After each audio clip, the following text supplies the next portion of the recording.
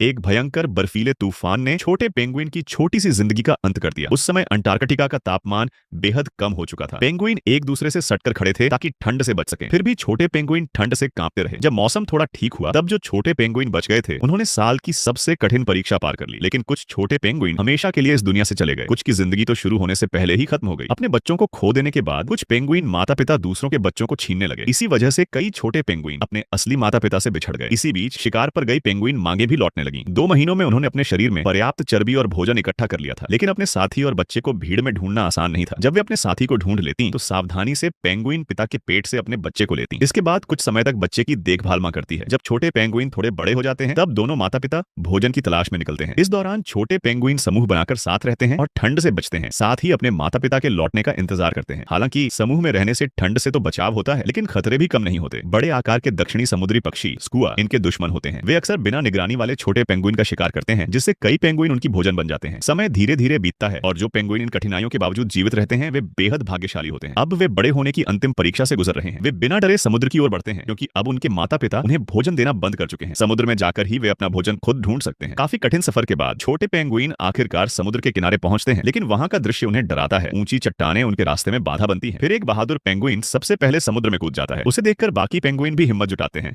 और एक एक करके समुद्र में कूदने लगते हैं। इस तरह वे अपनी जिंदगी की आखिरी बड़ी परीक्षा पास कर लेते हैं और एक नई शुरुआत करते हैं।